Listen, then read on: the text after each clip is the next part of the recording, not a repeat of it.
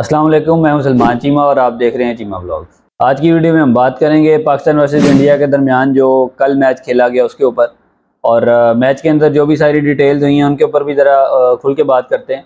और आपको पता है कल का मैच जो है वो बारिश की वजह से अबंडन हो गया। सबसे पहले ज़रा टॉस की बात कर लेते हैं।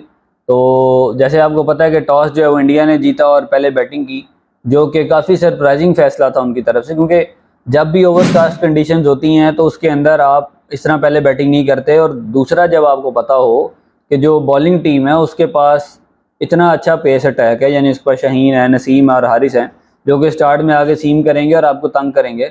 और फास्ट बॉलर की तो पैराडाइज होती है इस तरह की विकेट और इस तरह की कंडीशन जहाँ पे हल्की सी हवा हो, मॉइस्ट कंडीशन हो और ओवरकास्ट वेदर हो। लेकिन बहरहाल समझ से बालातर उन्होंने पहले बैटिंग का फैसला किया। बहरहाल पाकिस्तान के लिए जो फैसला ये बेहतर साबित हुआ। सबसे पहले तो मैच के ऊपर बात करते हैं। जब मैच स्टार्ट हुआ है तो पहले 4 ओवर्स के अंदर तो पाकिस्तानी बॉलर्स ने इंडियन बैटर्स को तिगनी का नाच नचवाया, यानी इनको समझ ही नहीं आ रही थी कि बॉल कहाँ से आ रहा है और कहाँ से जा रहा है। पहले ओवर के अंदर ही जो है वो रोहित शर्मा का एक कैच निकला और फ़खर जमान ने फुल लेंथ डाइव की, लेकिन वो कैच नहीं हुआ। बहरहाल बड़ा मुश्किल कैच था, वो लेग अंपायर के पास आया था और एक आधा चौका उन्होंने लगाया है। तो 4 ओवर उनके 15 स्कोर थे। और यहाँ पे जो है ना उन्होंने शुक्र का कलमा पढ़ा कि बारिश हुई और उनको थोड़ा सा जो है वो गैप अंदर आया। और लेकिन वो गैप जो है बहरहाल वो पाकिस्तान के लिए भी करामत साबित हुआ कि जब दोबारा बारिश के बाद जो मैच स्टार्ट होता है, शाहीन आए, उन्होंने आके जो है वो रोहित को तंग करना शुरू कर दिया। एक दो बॉल्स बाहर निकाली, प्रॉपर सेटअप किया उनके साथ, बॉल 2 बाहर निकाली। उन्होंने ऐसे खेलने गए कि बॉल बाहर आ रही है, तीसरी बॉल उन्होंने वहीं से ऐसे बैट बाहर था और बॉल इन स्विंग होके जो है ना वो बोल्ड हो गया।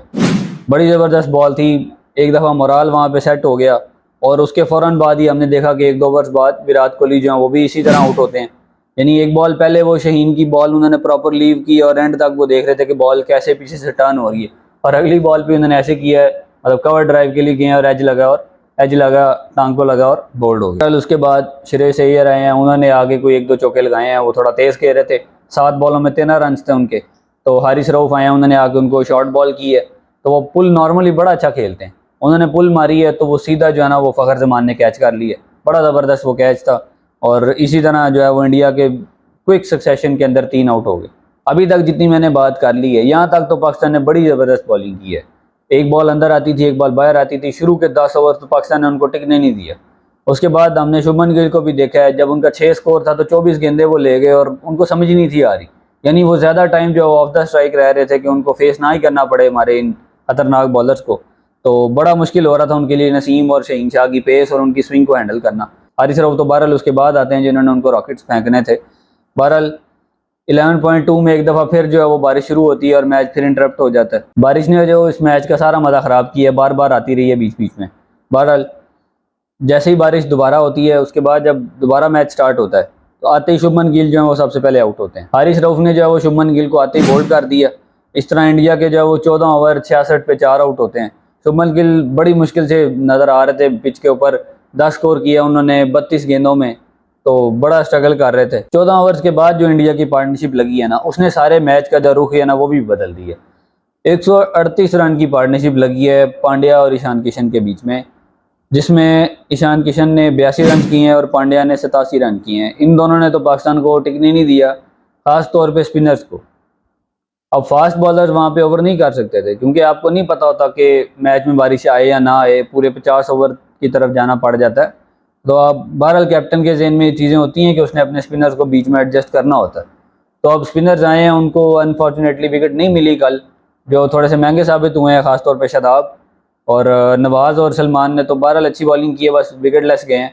लेकिन क्रेडिट यहाँ पे ईशान को और पांड्या को जाता है, जिन्होंने बड़े आराम से खेला है, बड़े आराम से बड़े अच्छे तरीके से उन्होंने इनिंग्स को बिल्ड किया। सिंगल डबल ली, हर ओवर में 4-5 स्कोर वो कर रहे थे। बड़ी ज़बरदस्त उन्होंने बैटिंग की है। हालांकि बाबर आजम जो है वो बीच में 1-2 ओवर उन्होंने पेसर से भी करवाए हैं, कभी कभी बीच में एक आधा ओवर शहीन ने कराया है, कभी बीच में जो है वो हारिस रऊफ भी आते रहे हैं। लेकिन बहरहाल जब वो सेट हो गए उसके बाद उन्होंने विकेट नहीं दी। 38 ओवर में जाके जो है वो ईशान आउट होते हैं, हारिस उनको आउट करते हैं और 204 पे वहाँ पे 5 आउट हुए। और उसके बाद जो है वो फिर एक सिलसिला शुरू हो गया। 6 ओवरों तक फिर कोई विकेट नहीं गिरती। 242 पे जाके जो है वो एक ही ओवर में 2 आउट हुए। तो शाहीन ने जो है वो 2 आउट किए एक ही ओवर के अंदर, और आखिरी जो 3 विकेटें थी, 8वीं 9वीं और 10वीं, ये तीनों आउट जो है वो नसीम शाह ने किए। हालांकि नसीम शाह डिजर्व करते हैं कि उनको ज़्यादा विकेट्स मिले, क्योंकि स्टार्ट जिस तरह से वो लेते हैं ना, लेंथ बॉल करते हैं, दोनों तरफ वो स्विंग करते हैं, ज़बरदस्त मज़ा आ जाता है। और लेकिन अनफॉर्चुनेट रहते हैं। लेकिन चलो अच्छी बात है कि विकेट लेस नहीं गए और आखिरी 3 आउट बहरहाल करके उनके खाते में भी कुछ विकेटें आ गई। बहरहाल एक बात मैं यहाँ पे जरूर करना चाहूँगा, पाकिस्तान की जो फील्डिंग थी कल वो थोड़ी सी स्लॉपी रही है। हो सकता है इसकी वजह ये भी हो कि ग्राउंड जो है वो गीला था, शायद उस वजह से स्पाइक्स जो एडजस्ट नहीं हो रहे थे या स्लिप्स लग रही थी वैसे ही, और बॉल जो है वो, क्योंकि बॉल भी गीला हो जाता है इस तरह की कंडीशन में जब बार बार बारिश हो रही हो, और टेम्पो भी नहीं उस तरह से बनता। तो पाकिस्तान की फील्डिंग जो है वो थोड़ी सी लूज रही है, कुछ ईजी सिंगल्स पाकिस्तान ने दिए हैं जिससे वो पांड्या और ईशान किशन जो है वो दोनों सेट होने की पोजीशन में आ गए। लेकिन रिजवान ने आउटस्टैंडिंग विकेट कीपिंग की है। इतनी ऊंची ऊंची बॉल्स जो उनको आती रही हैं, हालांकि उनका कद नॉर्मल सा है, लेकिन फिर भी वो बड़ी बड़ी जंप्स लगा के जो है बॉल की एज तक पहुंच जाते हैं, उसको हल्का सा टिप लगाते हैं ताकि बॉल स्लो हो जाए, वरना तो एक्स्ट्राज के इतने रन हो जाए। इसके बावजूद भी जो है ना वो एक्स्ट्राज के पाकिस्तान ने कल 20 रन दिए हैं, जिनमें से 15 जो है वो वाइड्स थी। बात कर रहे हैं यहाँ पे हम पाकिस्तान की बॉलिंग की, तो ये चीज़ भी इस चीज़ का भी जिक्र यहाँ पे ज़रूरी है कि पाकिस्तान के जो पेसर्स हैं उन्होंने कल 129 रन दे के 10 आउट किए हैं, और 27.5 ओवर में, यानी शहीन ने 10 ओवर में 35 रन दिए हैं, 2 मेडन किए हैं, 4 आउट किए हैं, 3.5 की उनकी इकॉनमी रही है। नसीम शाह ने भी तकरीबन 9 ओवर किए हैं, 36 रन दे के 3 आउट किए हैं, 4 की उनकी इकॉनमी थी। हारिस थोड़े से एक्सपेंसिव था कल, लेकिन ठीक है, इतना चलता है। 9 ओवर में 58 रन दिए हैं और उन्होंने भी 3 आउट, क्रूशल विकेटें ली हैं हारिस ने भी, और 6.4 की उनकी इकॉनमी थी। और मिडिल फेज के अंदर जो हमारे स्पिनर्स आए हैं, स्पिनर्स ने थोड़ा स्ट्रगल किया कल। अगर स्पिनर्स बीच में एक आधी विकेट दे जाते तो इंडिया कभी भी इतने टोटल तक ना पहुंचा, शायद 200 भी ना कर पाता, क्योंकि यही एक पार्टनरशिप थी ईशान किशन की और पांड्या की, और इसके अलावा नीचे कोई प्लेयर था भी नहीं। तो अगर स्पिनर एक आधा एज निकलवाने में या LBW करने में कामयाब हो जाता तो बहरहाल चीज़ें बेहतर हो जाती हैं। लेकिन चलें स्पिनर से बात करते हैं। उन्होंने 21 ओवर्स किए, 133 रन दिए और विकेट लेस गए। शादाब ने 9 ओवर 57 रन, नवाज ने 8 ओवर 55 और सलमान ने 4 ओवर 21। एंड में दोनों को मार पड़ी है, यानी अगर हम स्टार्ट देखें ना तो नवाज ने बड़ी अच्छी बॉलिंग की है, बड़ी नपी तुली बॉल कर रहे थे, उनको इतने रन लग नहीं रहे थे, लेकिन शादाब को हर ओवर में एक ना एक चौका लग रहा था। लेकिन उसके बाद उन्होंने ना नवाज को देखा ना शादाब को बख्शा, तो बहरहाल दोनों को अच्छे रन पड़े हैं, एक को 6.3 की इकॉनमी से, एक को 6.8 की इकॉनमी से।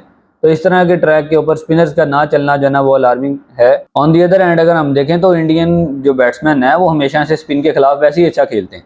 मतलब अगर हम आखिरी 10 साल के उनके स्टैट देखें तो उसमें अगर उनकी जो पेस के खिलाफ जो एवरेज है वो 31 की है सिर्फ, और जो उनकी स्पिन के खिलाफ एवरेज है वो 64 की एवरेज है। बहरहाल ये सारी बात तो हमने की है मैच के ऊपर। अब क्योंकि पाकिस्तान की बैटिंग आ ही नहीं सकी, तो अगर होती तो मैच इंटरेस्टिंग हो जाता और हम उसके ऊपर भी बहरहाल बात करते, मैच का जो भी रिजल्ट आता। लेकिन आपको पता है कि इंडियन इनिंग्स के बाद जो है वो फ़ौरन बारिश शुरू हो गई, और बारिश ने फिर रुकने का नाम ही नहीं लिया।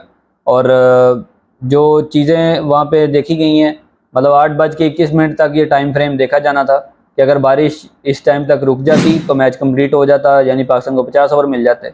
और 8:21 से ऊपर हर 4 मिनट गुजरने के बाद जो है वो एक एक ओवर जो है वो डिडक्ट होता रहता है उसमें से। बहरहाल इस चीज़ के ऊपर नजम सेठी साहब ने भी एक ट्वीट की है, और उन्होंने भी अपनी ट्वीट में यही लिखा कि इनको बारहा कहा था कि UAE के अंदर जो मैच रखा जाए, कैंडी या श्रीलंका में ना रखे जाएँ मैचेस, क्योंकि वहाँ पे मौसम इस तरह का होता है, बारिशें हो जाती हैं। इंपॉर्टेंट मैच था कल, ज़ाया हो गया। पाकिस्तान को तो फ़र्क नहीं पड़ा, हम तो सुपर 4 में वैसे भी क्वालिफाई कर गए हैं। और लेकिन एक वो जो ऑडियंस होती है देखने वाली, उसके लिए बड़ी अजीब सी बात होती है। सारा साल लोग वेट करते हैं और एंड में आप इस तरह का जो है ना वो मिसमैनेजमेंट की वजह से आपसे इस तरह की चीज़ें हो जाती हैं। बहरहाल DL मेथड के ऊपर थोड़ी बात करते हैं। अगर बहरहाल मैच जल्दी स्टार्ट हो भी जाता तो पाकिस्तान को 45 ओवर में 254, 40 ओवर्स का होता तो 239, 30 ओवर का होता तो 203 का टारगेट होता, इसी तरह 25 ओवर का होता तो 180 का टारगेट, जबकि अगर 20 ओवर का मैच होता तो 155 का टारगेट होता। लेकिन चूंकि 20 से लेस का मैच हो ही नहीं सकता, तो इसलिए जब बारिश ज़्यादा देर होती रही, तकरीबन 9 बजे तक, तकरीबन 9:30 तक श्रीलंकन टाइम के अकॉर्डिंग बारिश होती रही है, और ग्राउंड जो है वो रिकवर नहीं कर सके, तो उसमें बहरहाल मैच को अबंडन करार दे दिया गया, मैच कॉल ऑफ हो गया। और ये चीज़ें बहरहाल ICC को देखनी है कि इस तरह के मैचेस के अंदर पहले से वेदर फॉरकास्ट देख लिया करें, और अगर कोई बड़ा आपको कुछ बताता है तो उसकी मान लिया करें। यहाँ पे सेठी साहब जिस तरह बता रहे हैं कि मैं मीटिंग के अंदर बारहा ये कहता रहा हूँ कि दुबई के अंदर मैच रखे जाएँ ताकि ये इफेक्ट वहाँ पे ना हो, लेकिन वो कहते थे कि दुबई में गर्मी बहुत होती है, तो लास्ट एशिया कप भी हमने दुबई में खेला है, 2018 का एशिया कप भी दुबई में ही गर्मी में ही खेला था। तो ये चीज़ें बहरहाल जय को समझनी चाहिए। बहरहाल इस मैच से अगर हम देखें पाकिस्तान के जो प्लस पॉइंट है वो ये थे कि पाकिस्तान के पेस अटैक ने भरपूर जो है ना इसमें हिस्सा डाला है, और एक दफ़ा दुनिया को नज़र आ गया कि पेस अटैक हमारा कितना लीथल है और क्या कर सकता है ये अपने अगर अच्छे दिनों में, मतलब 10 आउट करना, और ये एशिया कप की हिस्ट्री में पहली बार ऐसा हुआ है। बहरहाल पाकिस्तान के प्लस पॉइंट में यही था कि जो है हमारी फास्ट बॉलिंग ने क्लिक की है, और जो चीज़ें पाकिस्तान इंप्रूव कर सकता है इसमें से वो ये था कि अपनी फील्डिंग को थोड़ा सा बेटर करें। पाकिस्तान एक बहुत अच्छी फील्डिंग साइड है, ज़बरदस्त कैच पकड़ते हैं। कल शादाब ने और रिजवान ने बड़ी अच्छी फील्डिंग की है, लेकिन थोड़ा सा जो है ना वो इजी सिंगल्स और सिंगल को डबल करा देना, और एक आधा चौका भी हमने निकलता हुआ देखा है, वो शायद ग्राउंड गीले की वजह से भी होगा, लेकिन बहरहाल उसको थोड़ा सा इम्प्रूव करना है। और उसके अलावा स्पिनर्स को थोड़ा वर्क करना है कि सेंटर में आके हमें विकेट्स चाहिए, क्योंकि अब 10 सितंबर को कोलंबो के अंदर इंडिया के साथ हमारा फिर मैच है, और क्या पता कि हमारा इंडिया से इस दफ़ा फाइनल भी पड़ जाए। तो ये चीज़ें बहरहाल जो है ना वो देखनी पड़ेंगी पाकिस्तान टीम को।